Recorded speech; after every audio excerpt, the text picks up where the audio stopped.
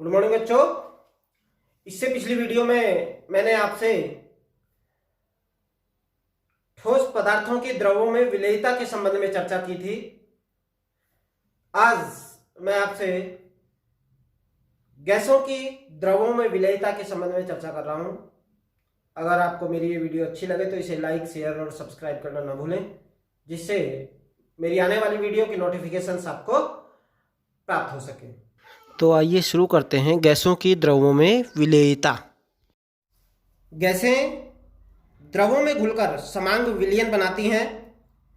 प्रायः गैसें जल या अन्य द्रवों में एक निश्चित मात्रा में घुलनशील होती हैं। गैसों की द्रवों में विलेयता उन गैसों की द्रवों के साथ रासायनिक अभिक्रिया के कारण होती है। एक ही विलायक में विभिन्न गैसों की विलेयता भिन्न भिन्न होती है। नाइट्रोजन, हाइड्रोजन, ऑक्सीजन, हीलियम आदि जल में अल्प विलेय होते हैं, जबकि अमोनिया, सल्फर डाइऑक्साइड, HCl इत्यादि जल में अत्यधिक विलेय होती हैं। गैसों की यह विलेयता इनकी जल के साथ रासायनिक अभिक्रिया के कारण होती है। ये गैसें जल के साथ मिलकर के ammonium hydroxide, sulphurous acid, hydrochloric acid आदि बनाती हैं। गैसों की द्रवों में विलेयता को प्रायः अवशोषण गुणांक, एब्जॉर्प्शन कोएफिशिएंट के रूप में व्यक्त किया जाता है। वैज्ञानिक बंसेन के अनुसार किसी निश्चित ताप एवं एक वायुमंडलीय दाब पर विलायक के इकाई आयतन में घुली हुई गैस का सामान्य ताप व दाब पर निकाला गया आयतन अवशोषण गुणांक कहलाता है। एक निश्चित ताप एवं एक वायुमंडलीय दाब पर गैस की मोल प्रति लीटर में विलेयता ज्ञात करने के लिए उसके अवशोषण गुणांक को 22.4 से डिवाइड कर दिया जाता है।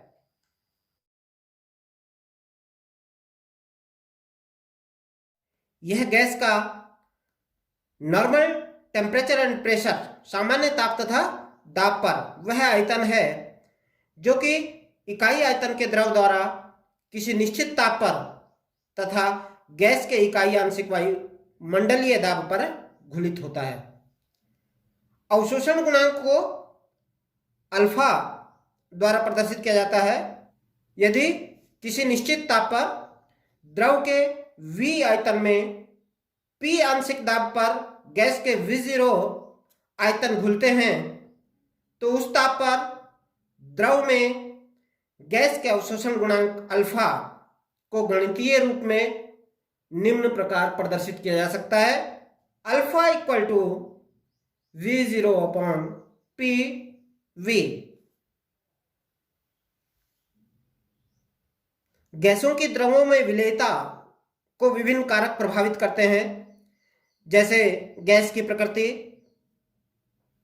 प्रायः देखा गया है जो गैस विलायक से अभिक्रिया करती है अथवा विलयन में आयनित होती हैं वह बहुत अधिक विलेयशील होती हैं। जैसे अमोनिया है, HCl है, जल में अत्यधिक विलेयशील होती हैं। ऑक्सीजन रुधिर में अधिक विलेयशील है। वे गैसें जो विलायक के साथ अभिक्रिया करके यौगिक नहीं बनाती, द्रव में कम घुलनशील होती हैं, जैसे हाइड्रोजन है, ऑक्सीजन है, नाइट्रोजन है आदि गैसें द्रव में कम घुलनशील होती हैं। जिन गैसों के अवशोषण गुणांक अधिक होते हैं वे गैसें अधिक विलेय होती हैं। कुछ गैसों के 30 डिग्री सेंटीग्रेड ताप पर अवशोषण गुणांक को तालिकाबद्ध करके दिखाया जा रहा है, जो कि अवशोषण गुणांक तथा उन गैसों की द्रवों में विलेयता के बीच संबंध को प्रदर्शित कर रहा है। दूसरा है विलायक की प्रकृति। ध्रुवीय गैसें ध्रुवीय विलायकों में अधिक घुलनशील होती हैं व अध्रुवीय विलायकों में कम, जैसे HCl व NH3 ध्रुवीय गैसें हैं, अतः यह जल में अधिक घुलनशील होती हैं, जबकि अध्रुवीय कार्बनिक विलायकों में कम। ताप का प्रभाव। जब किसी गैस को द्रव में घोला जाता है तो ऊष्मा मुक्त होती है। अतः गैसों की द्रव में विलेयता ऊष्माक्षेपीय अभिक्रिया है, ऊष्माक्षेपीय प्रक्रम है। जैसे कार्बन डाइऑक्साइड और जल मिलकर के कार्बनिक अम्ल का निर्माण करते हैं। यह अभिक्रिया ऊष्माक्षेपीय अभिक्रिया है। अभिक्रिया के दौरान ऊष्मा मुक्त होती है। अतः स्थिर दाब पर ताप बढ़ाने पर गैस की विलेयता घट जाती है। कुछ गैसें जैसे हाइड्रोजन है, हीलियम है, इन्हें द्रव में घोलने पर ऊष्मा का अवशोषण होता है, अर्थात ये ऊष्मा शोषी प्रक्रम है। ऐसी गैसों की विलेयता ताप में वृद्धि करने पर बढ़ जाती है। दाब का प्रभाव। एक निश्चित ताप पर गैसों की विलेयता पर दाब के प्रभाव के अध्ययन करने पर पाया गया है कि दाब बढ़ाने पर गैसों की विलेयता बढ़ती है। हेनरी के द्वारा 1803 में गैसों की द्रवों में विलेयता के संबंध में दाब के प्रभाव को व्यक्त करने के लिए एक नियम प्रतिपादित किया गया, जिसे हेनरी के नियम से जाना जाता है। इस नियम के अनुसार यदि कोई गैस विलयन बनाने की प्रक्रिया में रासायनिक रूप से अपरिवर्तित रहती है तो स्थिर दाब पर द्रव के एक निश्चित आयतन में घुलित उस गैस का द्रव्यमान विलयन के साथ साम्यावस्था में स्थित गैस के दाब के समानुपाती होता है।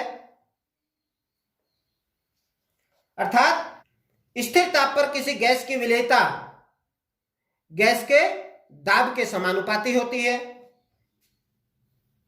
गणितीय रूप से अगर जो हम बात करें, यदि किसी द्रव में गैस की m मात्रा घुली हुई हो, साम्यावस्था पर गैस का दाब P हो, तो m समानुपाती P के, या इसे हम कह सकते हैं m बराबर K इंटू P, जहां पर K नियतांक है जिसे समानुपाती स्थिरांक कहा जाता है। यदि विलेयता को विलयन में गैस के मोल अंश के रूप में व्यक्त किया जाए तो हेनरी के नियम के अनुसार किसी गैस की वाष्प अवस्था में आंशिक दाब P उस विलयन में गैस के मोल अंश X के समानुपाती होता है। तब P समानुपाती X के, या P बराबर KH, जहां KH स्थिरांक है जिसे हेनरी स्थिरांक कहा जाता है। यदि गैस के आंशिक दाब P तथा मोल अंश के मध्य ग्राफ खींचा जाए तो एक सरल रेखा प्राप्त होती है जिसका ढाल KH को व्यक्त करता है। यह आपके सम्मुख आंशिक दाब तथा मोल अंश के मध्य खींचा गया ग्राफ, जिसमें वर्टिकली बढ़ता हुआ आंशिक दाब, हॉरिजॉन्टली मोल अंश तथा इन दोनों के बीच एक सीधे सरल रेखा जो कि हेनरी नियतांक को प्रदर्शित कर रही है।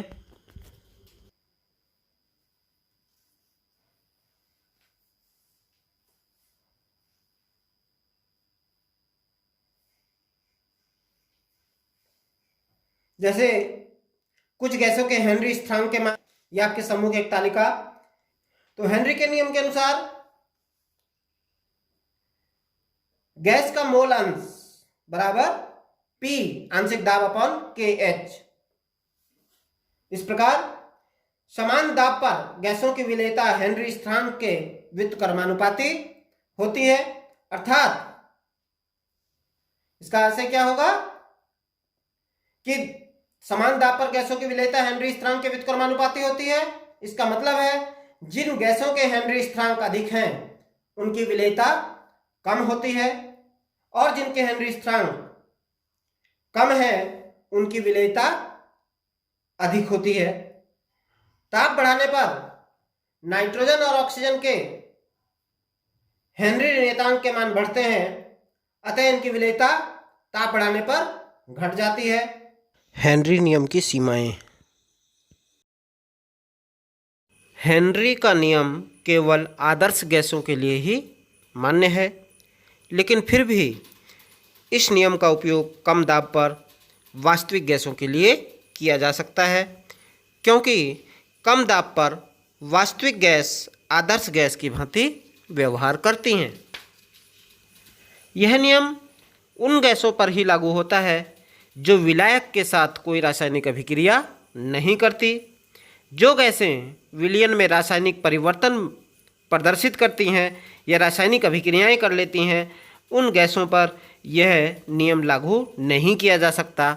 जैसे अमोनिया जल के साथ अभिक्रिया करके अमोनियम हाइड्रोक्साइड का निर्माण करती है, तो इस अभिक्रिया के लिए इस नियम का उपयोग नहीं किया जा सकता।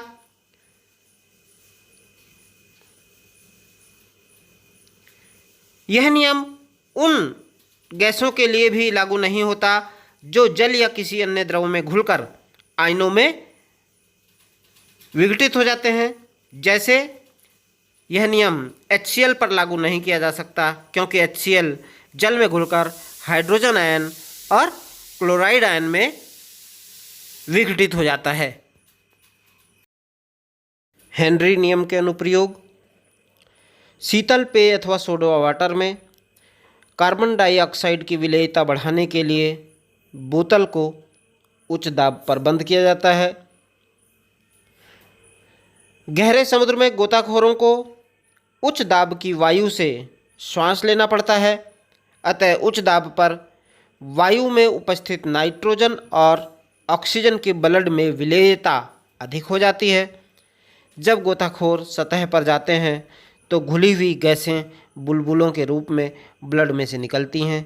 ये बुलबुले कोशिकाओं में अवरोध उत्पन्न करते हैं और ब्लड के प्रवाह को प्रभावित करते हैं। परिणाम स्वरूप गोताखोर को अत्यधिक पीड़ा होती है, जो कि कभी कभी घातक सिद्ध हो सकती है। इस अवस्था को बैंड कहा जाता है। बैंड से बचने के लिए गोताखोरों के गैस सिलेंडर में वायु के साथ साथ हीलियम गैस मिलाई जाती है, जिसकी विलेयता ज़्यादा होती है। अधिक ऊंचाई वाले स्थानों पर ऑक्सीजन का आंशिक दाब कम हो जाता है, अर्थात ऑक्सीजन की सांद्रता कम हो जाती है। अतः पर्वतारोहियों एवं अधिक ऊंचाई पर रहने वाले व्यक्तियों में ऑक्सीजन की कमी के कारण शरीर कमज़ोर होने लगता है और उनके सोचने की क्षमता कम हो जाती है। इन लक्षणों को एनेक्सिया कहा जाता है।